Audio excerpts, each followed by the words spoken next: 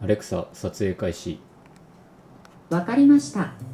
今日は工房節から新作のマルチペングラッソが発売されたということで、プロモーションをお願いされたので徹底的にレビューをしていこうと思います。概要について紹介すると、2022年の10月28日の東京ペンショーからこちらのペン販売開始されます。お値段は木の種類によって異なりますが、一番安いのでも12,100円からとなります。木軸のマルチペンというのは大手の文房具メーカーなら、これまであったんですけれども、オリジナルの金具を使ったマルチペンは木軸の作家さんの中ではこれまでなかったんですよね。木軸がすごく好きで、筆箱の中に木軸のシャーペンやボールペンをたくさん入れているんだけれども、木にこだわった木軸多機能ペンというのが世の中にはなく、多機能ペン選びに困っていた、そういう方のニーズに完全に応えてくれる多機能ペンだと思います。そんなマルチペンを発売前に特別にご提供いただきましたので、分かりやすく皆さんに紹介していきます。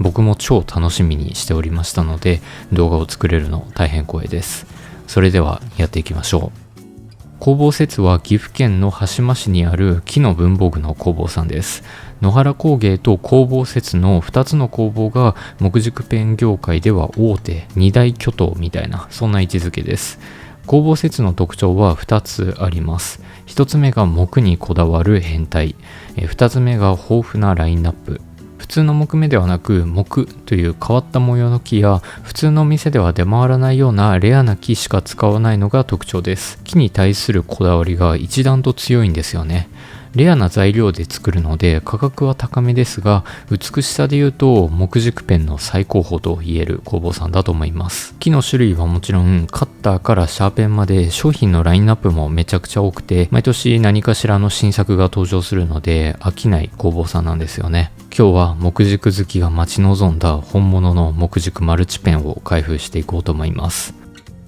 マルチペンを開封する前にフィーネペンっていうボールペンがこれまであったんですけれども、それをシャーペンに変えられる金具が登場したということで、こちらを軽く見ていきます。マルチペンの開封を見たいって方は目次からスキップしてください。こちらの金具は2200円です。自分が持っているフィーネペンがこちら、カリン紅白という木が使われていて、12,100円でございます。こちらを分解していきます。そうするとボールペンのメカごと取り外せるんですよね。ここにシャープメカを装着していくという感じです。ペン上部の金具のネジを回すときに、普通に回すとクリップが斜めになってしまいます。コツとしては、クリップの根元を押し込みながら回すとしっかりとまっすぐ装着することができました。シャーペンとボールペンってメカが根本から違うので、こうやって交換できるのは結構珍しいんですよね。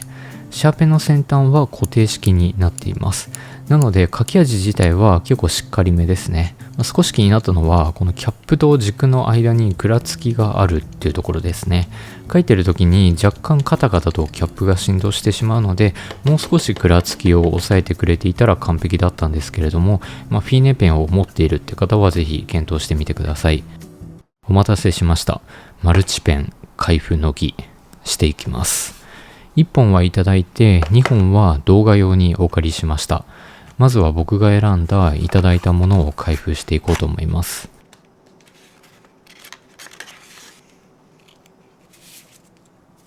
アフゼリアライ注意書き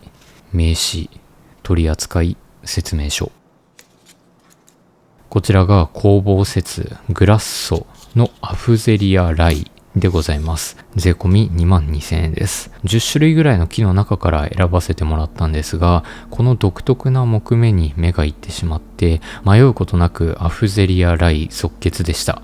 独特すぎる木目がひときわ目立っていたんですよね。超かっこいいです。アフゼリアっていう木はアフリカやアジアが原産のマメ科の木です。こちらはアジア産だそうです。セツさんが買ったこの材はもともとナイフの持ち手にするための材だったらしくて、水に濡れても大丈夫なように透明なスタビライズドウッドになっています。つまり透明な樹脂が木の繊維に浸透しているので、若干重量が重くなっているとのことです。カリンの仲間なので、カリンの代用品として使われることも多いですね。アフゼリアライのライは木、つまりこの模様の呼び方だそうで、例えるならばクロコダイルのような木目なんですよね。こういう模様っていうのは他の木では出ないらしくて、マニアックすぎる知る人ぞ知る木というわけです。レアな木なので、こちらは22,000円と高額になっています。で、お借りした他の2本も見ていきますと、こちらがカエデの縮み木、税込み12,100円です。縮み木というのは木の幹から生えた枝の重みなどで樹木が圧縮されてできる木のことです。木の繊維の方向が波打って変化するので、しましま模様がこのように現れるんですけれども、これの面白いのが見る角度によってしましま模様というのが変化するということです。触ってみると本当にまっすぐツルツルなんですけれども、実際に目で見るとデコボコしているように見えるんですよね。本当にすごく不思議な感覚です。それからこちらがグラッソのブライヤーでございます。税込み18,700円です。ブライヤーというのはパイプタバコによく使われる素材です。ブライヤーという木の種類があるわけではなくて、円樹の木だったりツツジ科の木の根っこのコブのことをブライヤーと呼ぶらしいです。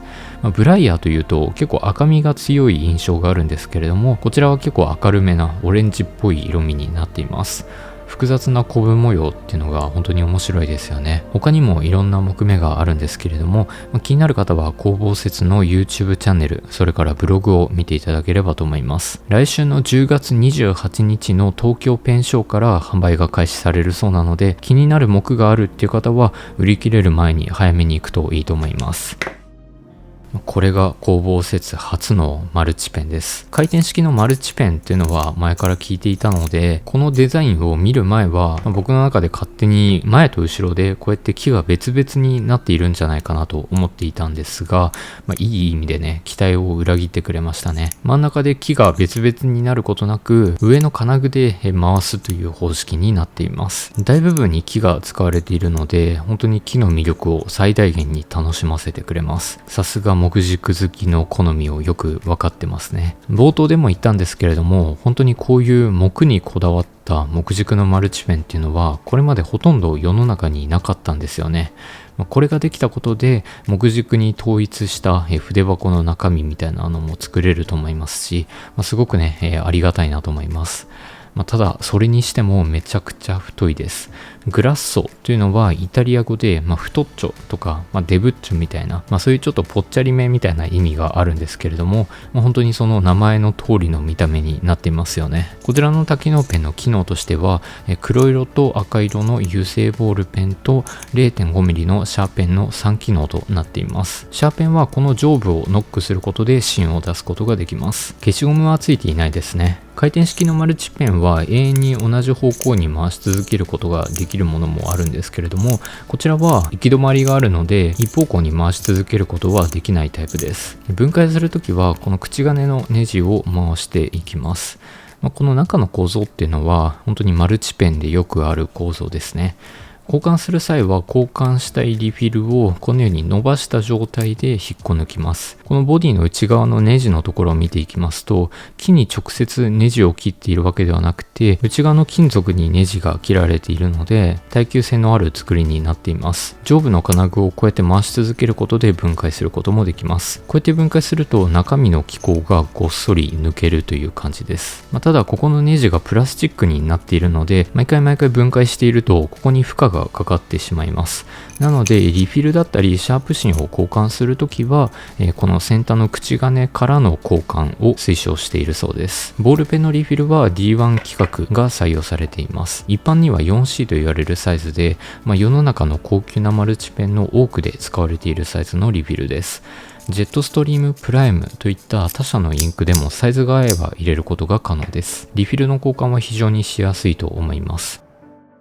デザインもう少し詳しく見ていきます。まずはペン上部。ここは本当にシンプルなつるんとした形状になっていますよね。工房説のペンシル説とかルーチェペンでもキャップの天井部分に同じような膨らみがあるので、ペンシルとかボールペンとの相性も抜群だなと思います。ここの回す部分の面積はかなり広いので、すごくね回しやすいですね。回し心地はかなり滑らかで、すごい回してて気持ちが良かったです。ずっと同じ方向に回し続けることができないので、そこは残念なんですけれども、回し心地はかなり高評価かなと思います。クリップ見ていきます。クリップもペンシル説と同じようにステンレスの金具に巻きついているっていうタイプですね。クリップのデザインはペンシルと比べるとちょっと変わってますね。クリップは最初結構硬めですね。もう少し柔らかい方が良かったかなと思います。それからボディを見ていきます。かなり大部分に木が使われているので、木によってかなり見た目の印象が変わりますね。一番太いこのグリップのところは直径が 16.5 ミリもあるんですよね。一般的に太いペンでも12ミリとかなんですよね。自分が持っている極太レベルのジェットストリーム 4&1 でさえ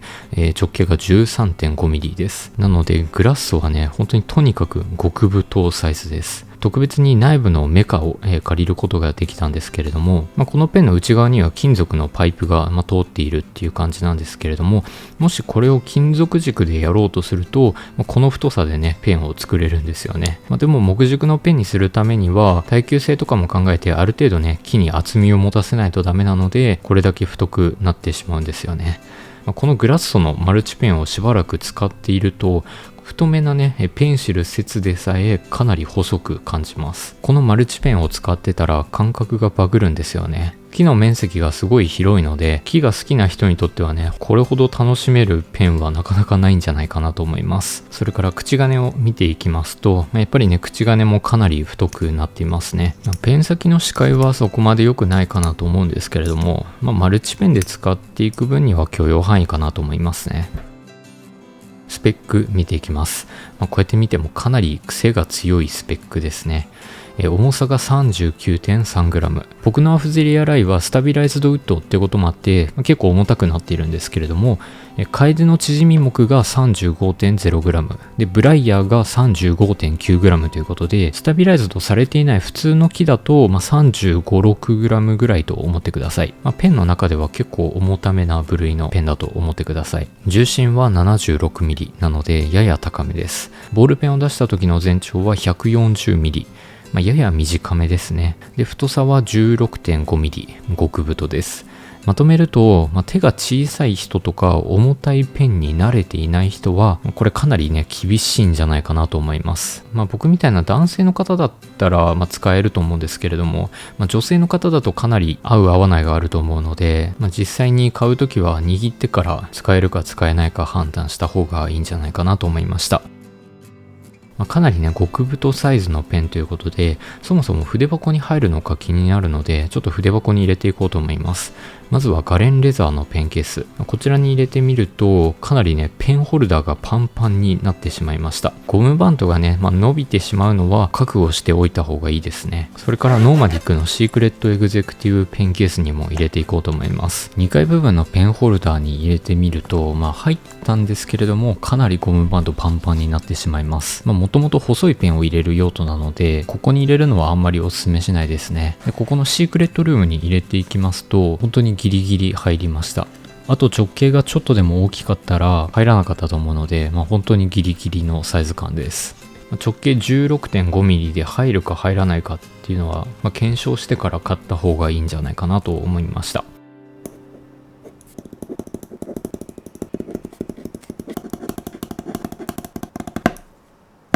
ではこのペンで書いていこうと思います。まず書いてみてなんですけれども、かなりね太いんですけれども、慣れれば普通に握れるかなといったレベルです。ただ手が小さい人とか太軸のペンを使ったことがないっていう人は、このペン使っていくのかなり厳しいかなといった感じです。書き味を見ていきますと、先端のぐらつきに関してはマルチペンの中では小さめでした。先端のぐらつきにうるさい自分でも許容範囲かなと思います。このペンはシャカシャカと振ると、若干振動があったんですけれども、書いてる時に内部が振動してしまうということはなかったですね。最初についているインクに関してはまあまあかなといった感じです。筆圧が薄いと結構かすれがちなので、ちょっと乾き気味なインクといった印象です。気になる方はね、ジェットストリームのリフィルとか用意しておくといいんじゃないかなと思います。それからシャーペンの書き味なんですけれども、こちらは結構ぐらつきが少なめで、普通にシャーペンとしても使っていける水準をしているなと思いました。木軸のペンなんですけれども、しっかりと内部には金属のパイプが通っているってこともあって、結構ボディの剛性感は高いなといった印象を受けました。しっかりとがっちりした書きき味で、高級な多機能ペンという名に恥じない書き味をしております。取り回し、どれだけ早く書けるかに関しては、正直ね、そこまで良くないですね。早く書こうとすると結構疲れてしまうと思うので、そこまでスピード勝負の場面では使わない方が良さそうです。口金がかなり太いので、ペン先の視界はそこまで良くないんですけれども、実際書いてみると、このボールペンのリフィルが結構細長く出っ張っているので、そこまで気にならなかったですね。こちらのグラッソを使ってみての感想なんですけれども、たくさん文字を書くだったり、早く書くのには不向きかなと思います。ノートだったり手帳に書き込む用途みたいな感じで、本当に軽い用途で使っていくべきマルチペンだと思います。ここまで木を楽しめるマルチペンっていうのは本当に他にないと思うので、もう最高に趣味性の高いマルチペンと思ってください。木軸マニアのための最高峰マルチペンです。ということで、今日は以上となります。最後までご視聴いただきありがとうございました。ではまたお会いしましょう。ご視聴ありがとうございました。